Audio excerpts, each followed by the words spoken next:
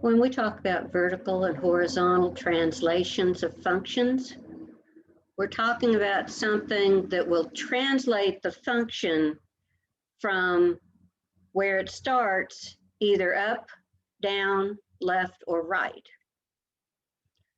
If we look at just a standard graph like f of x equals x squared, if we were to plug a few points in here, say 0, 1, 2, -1, -2, the y values would simply be these numbers squared. So 4, 1, 0, 1, 4.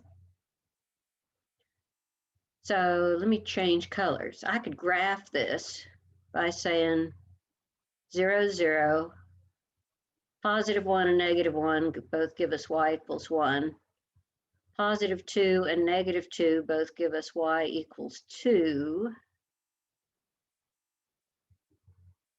And of course, the graph is a parabola, which you're probably familiar with, and it's going to look something like this. Now, what if we looked at a graph like f of x equals x squared plus 2? If we use the same x values, the y values are now going to be the x squareds, which we've already got listed over here, plus 2. So 2 squared is 4, 4 plus 2 is 6. 1 squared is still 1, 1 plus 2 is 3. So this is going to give me 0 plus 2, 1 plus 2, 4 plus 2. And the result of adding 2 to every single one of the y values is that the vertex now moves up to here. This point goes up 2 units. This point goes up 2 units. This point goes up 2 units. And this point goes up 2 units. So we get exactly the same graph. If I had a big x squared stamp, I could do the graph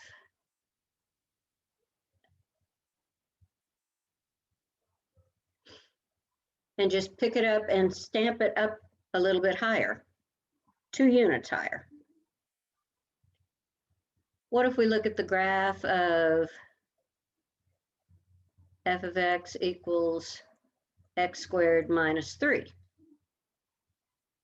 So we'll use the same old x values here. Now it's going to be all these x squareds minus 3.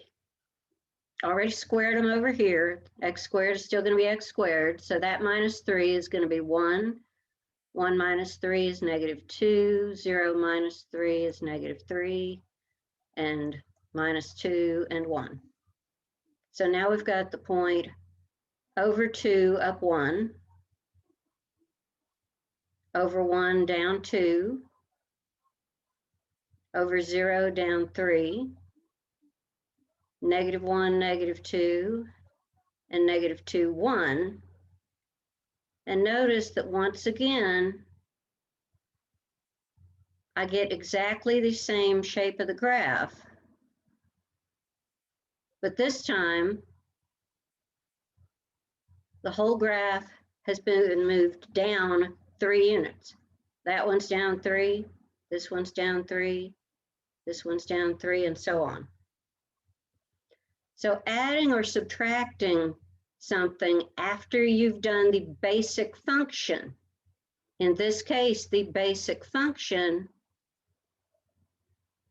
or sometimes they will call them parent functions. The basic function here is the y equals x squared.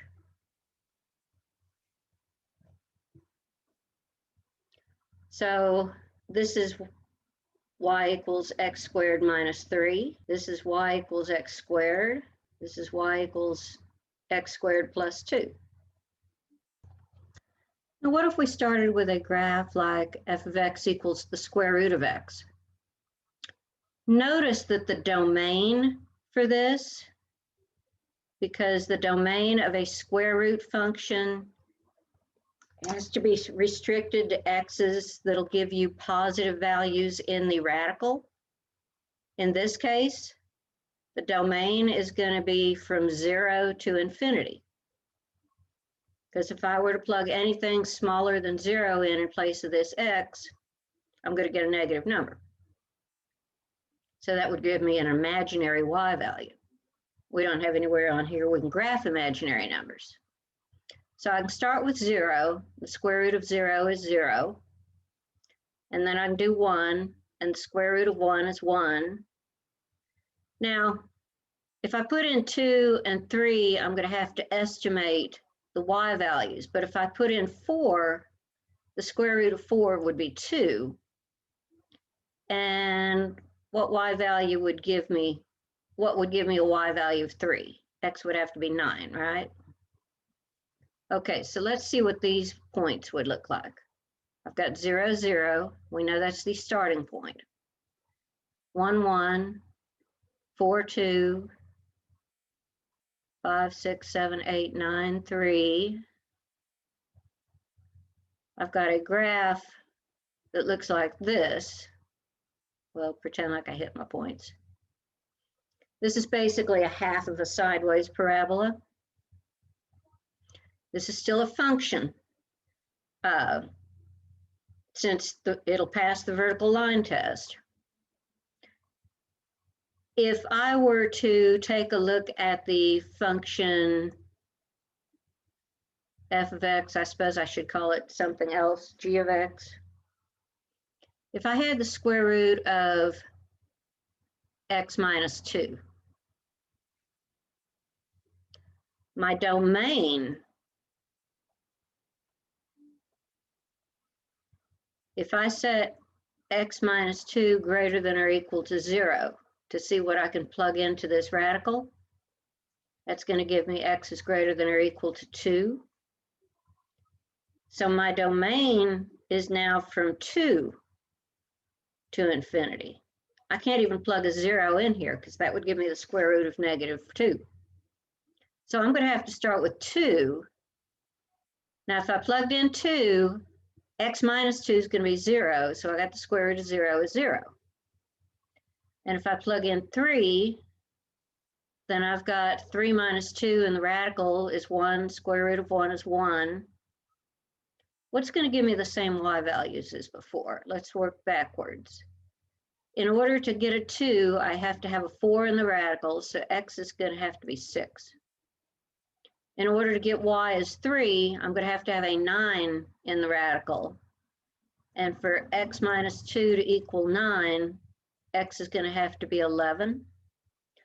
So if I plot these points, I've got over 2 up 0, over 3 up 1, over 4, 5, 6 up 2, 7, 8, 9, 10, 11 would be up even with this one. Now they won't actually overlap. They won't touch. But notice that in order to get my same y values that I got before, I had to increase my x values by 2 ahead of time, so that when I subtracted 2, I got these x's, these values to take the square root of, resulting in these y values. So putting a minus 2 in here actually moved the graph 2 units to the right. X minus 2 moved it 2 units to the right, because in order to get my graph, I had to increase all of my x values by 2 to result in the same y values as before. Interesting. What would happen if I'd had an x plus 2 in there? If f of x was the square root of x plus 2, well, what would that do to the domain?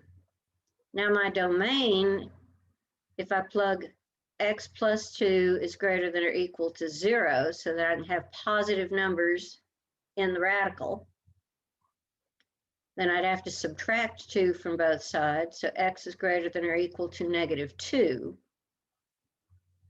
So if I start with -2, yeah, that's going to give me a 0. So now I'm going to start with -2, -1. Let's see, I had to increase these by 3. So -1, 0, 1, 2. And then I went up by 5, so that would be 7.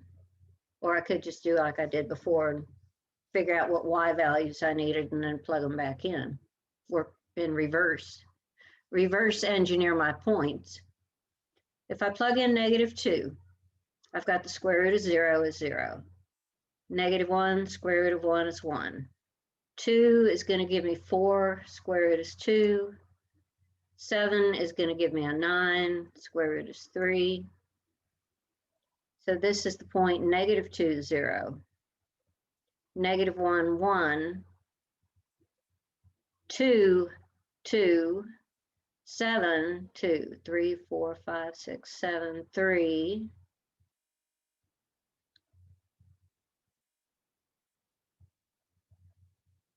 Well, pretend like I hit them. This moved to the left, and you will find that it's always true. This is a horizontal translation because it moves left and right along the horizon.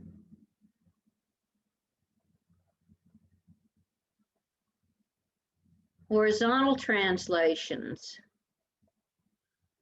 are caused by doing something to x before the basic function. In this case, the basic function is the square root.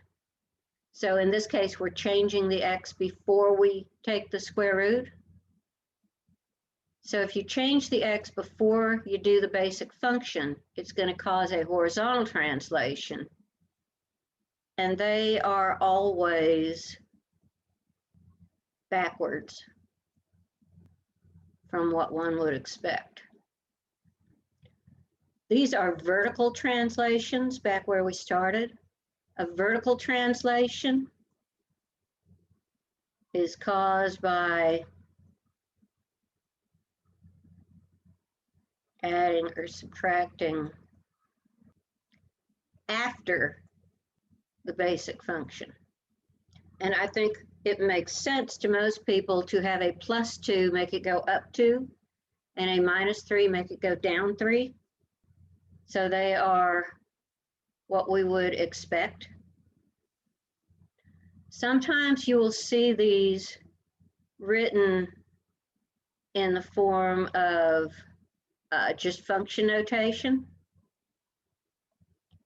So for the function notation, if you have f of x plus some number a,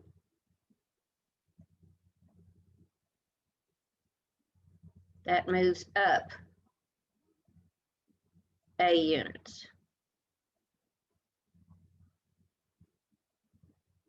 And f of x minus a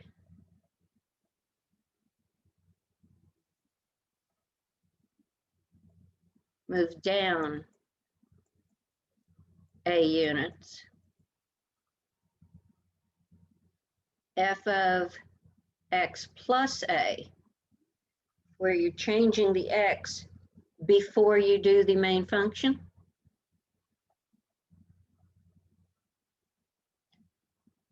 This moves a units. Now remember, this is going to be backwards. So the plus a, you'd think would go that way. No, instead it goes that way. So it moves a units left.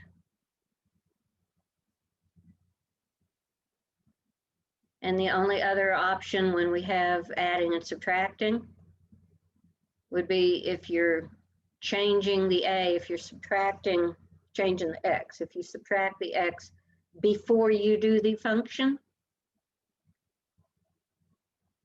that moves a units right.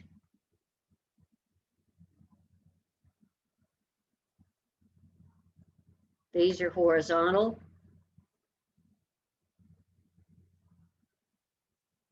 These are vertical.